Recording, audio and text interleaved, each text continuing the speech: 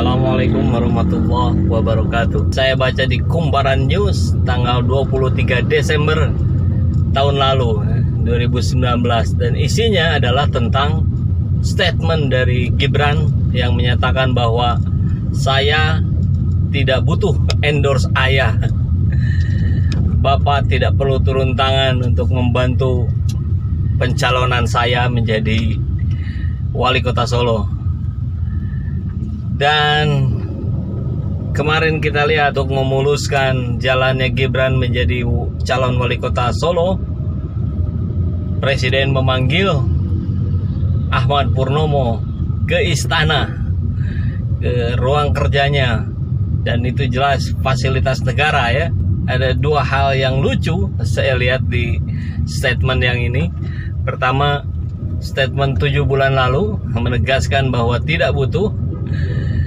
Tapi barangkali kan kalau orang tua kepada anaknya kan dengan rasa sayang ya, walaupun anaknya bilang nggak butuh, ya ayahnya tetap bantu menggunakan fasilitas negara lagi. Akan lebih tepat kalau pertemuan antara Presiden Jokowi dengan Ahmad Purnomo itu di kantor PDIP misalkan, karena konteksnya kan jelas konteks ke PDIP-an. Dan mungkin yang lebih tepat menyampaikannya adalah Ibu Mega atau ketua DPP-nya misalkan Mbak Puan, bukan presiden. Kalau presiden ini kan nuansanya kental karena memang konteksnya adalah anaknya presiden. Jadi statement dari Gibran yang bilang bahwa tidak butuh endorse itu sudah gugur dengan sendirinya. Yang kedua,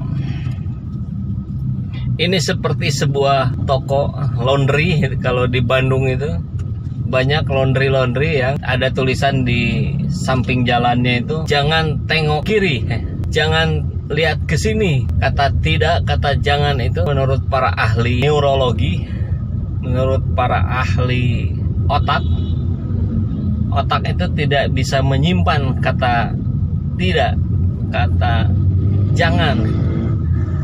Jadi itu ketika ada kalimat jangan tengok kiri, artinya tengoklah ke kiri.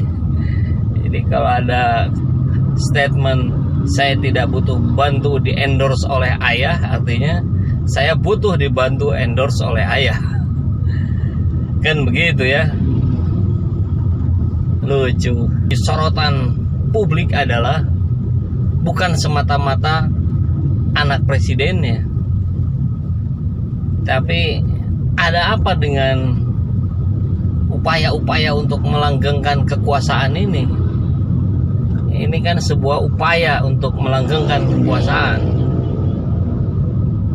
Ya, kita tahu Pak Jokowi selesai di 2024, tapi cengkramannya ketika itu masih bisa dimanfaatkan kan barangkali harus dioptimalkan. Dan tentu seperti sebuah roda kepartaian, biasanya memang ada orang-orang di belakang partai itu yang akan meminta jatah kekuasaan, siapapun dia gitu. Maka saat pilkada adalah saatnya untuk para pengusaha, para pemegang kepentingan, para yang memiliki kepentingan terhadap hajat hidup orang banyak, terhadap roda ekonomi masyarakat ini akan berlomba-lomba, akan saling mendekat, akan saling siap untuk memberikan sponsorshipnya. Rasanya kedaulatan rakyat kalau sudah begini semakin dipangkas. Kalau ada yang menyampaikan bahwa wah, kedaulatan kan tetap ada di tangan rakyat ketika nanti kita akan memilih.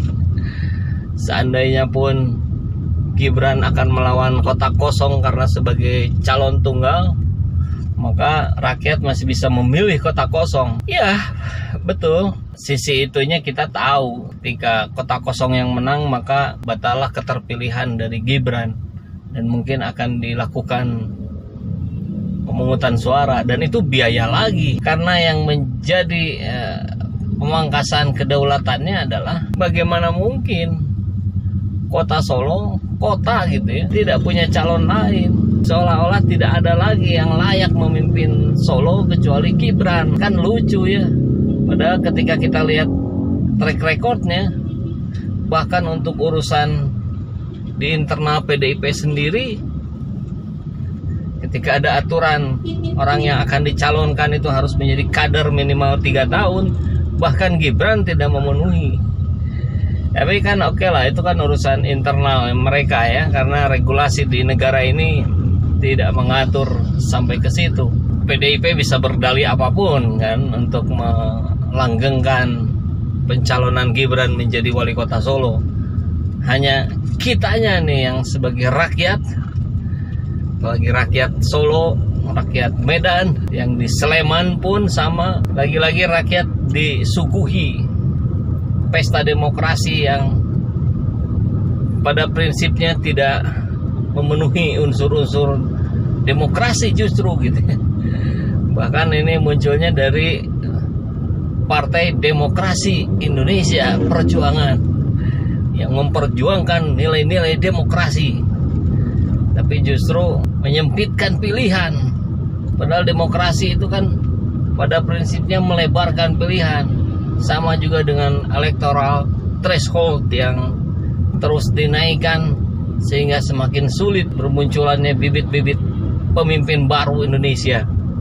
Padahal katanya Indonesia ini mengalami bonus demografi, mengalami lonjakan angkatan kerja anak-anak muda, dan itu adalah hal yang sangat bagus untuk Indonesia menjadi negara yang inovatif, kreatif, karena diisi oleh anak-anak muda gitu.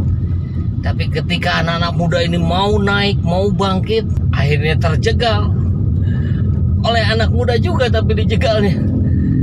Tapi anak muda yang dengan catatan khusus, anaknya presiden, ya sulit. Nilai-nilai ruh milenialnya ini menjadi nggak kelihatan, jadi nggak muncul kalau begitu. Saya sangat menyayangkan sekali ini. Ya kalau buat teman-teman yang sahabat-sahabat yang sudah putus harapan kan nggak bisa lagi berkata-kata ya. Saya sih masih berjuang ini terus untuk tidak putus harapan. Makanya saya bikin video-video seperti ini untuk dalam rangka men-share, untuk terus tetap menjaga semangat kita. Karena kita ingin Indonesia ini menjadi jauh lebih baik ke depannya. Apalagi dengan momentum COVID-19 ini, ketika kita akhirnya dipaksa untuk bersentuhan, terlibat langsung dalam teknologi, anak-anak belajar melalui teknologi, ini harus jadi momentum kebangkitan Indonesia. Di sisi lain saya sebenarnya jadi kasihan sebetulnya lihat Gibran Rakabuming Raka ini, karena ya kalau mau dilihat secara objektif, secara kapasitas dan kapabilitas kan belum memenuhi kualifikasi sebagai pemimpin kota gitu. Karena belum teruji dalam ranah politiknya, justru malah endorse sebagai anak presiden ini sudah cukup gitu. Memang bisa jadi benar juga ya kalimatnya Gibran ini, saya nggak perlu di-endorse lagi. Ya karena dengan label anak presiden sudah cukup. Apalagi tempatnya di kota Solo, tempat Pak Jokowi menjabat 2 kali sebagai wali kota Solo. Ya kasihannya adalah karena kita lihat Gibran ini seperti yang dikarbit gitu, dipaksakan untuk menjadi pemimpin. Karena adiknya Kaisang belum bisa, secara umur belum cukup. Kalau sudah cukup kayaknya bakal juga sama-sama dikarbit, sama-sama didorong, dipaksakan. Seperti juga Bobi Nasution di Medan. Kita lagi-lagi dipertontonkan pesta demokrasi yang tidak nampak pestanya, tidak nampak demokrasinya.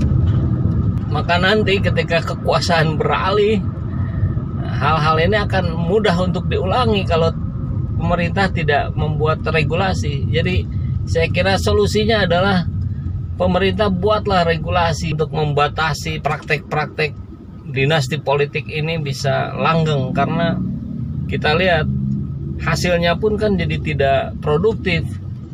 Kalau kita lihat di berbagai wilayah, praktik-praktik politik dinasti ini ujungnya ya pada hal-hal yang negatif, bukan yang positif. Seperti di Kutai Timur itu, suaminya bupati, istrinya ketua DPRD, kan malah dua-duanya tertangkap OTT KPK. Ini kan satu fakta yang tidak bisa ditutupi, dan ini bisa digeneralisir. Ini bisa karena menjadi gambaran. Belum lagi di kota-kota lain, saya kira sangat banyak lah, termasuk kota yang dekat dengan Jakarta juga kan begitu ya. Pemerintah buat regulasi yang bisa membatasi ketika anak pejabat, ketika orang tuanya masih menjabat, maka anggota keluarganya tidak boleh menjadi pejabat.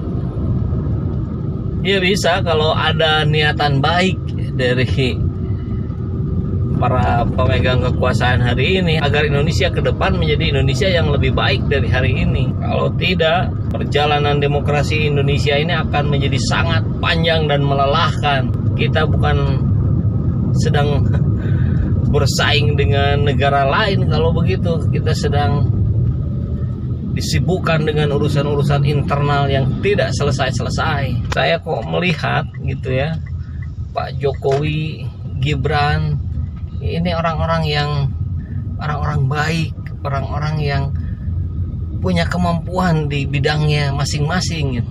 Saya tidak bilang dalam bidang apa ya, tapi saya yakin pasti punya kemampuan di beberapa bidang. Tapi kemudian ketika ini dipaksakan untuk menjadi naik pada wilayah yang mengurusi hajat hidup orang banyak, maka saya kira kita juga bisa melihat, kita juga bisa mengukur, kita juga bisa menganalisa kepantasannya gitu.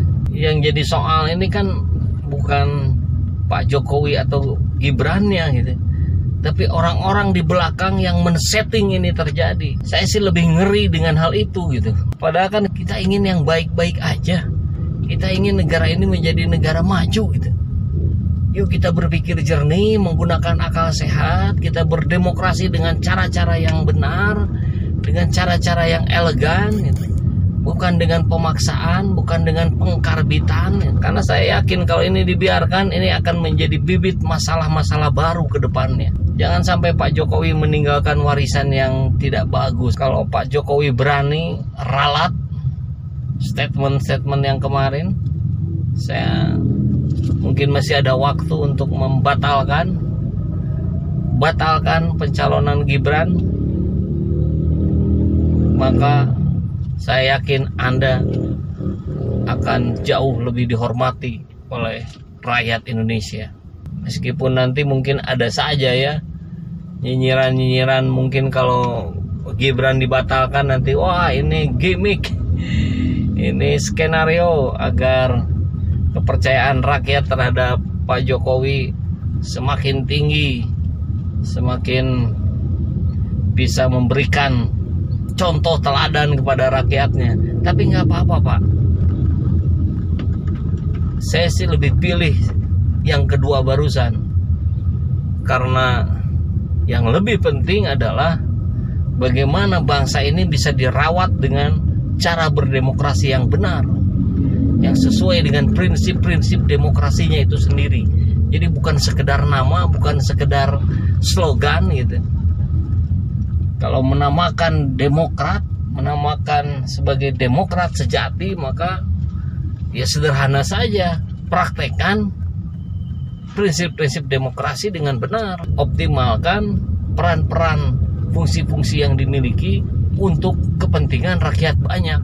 Itu saja saya kira. Nggak neko-neko. Yang jadi masalah ini kalau sudah mulai neko-neko kan. Jadi masalah itu ternyata memang lebih banyak dibuat oleh diri gitu, oleh kitanya sendiri, bukan oleh keadaan. Keadaan itu lebih mudah disiasati kalau penyikapannya benar.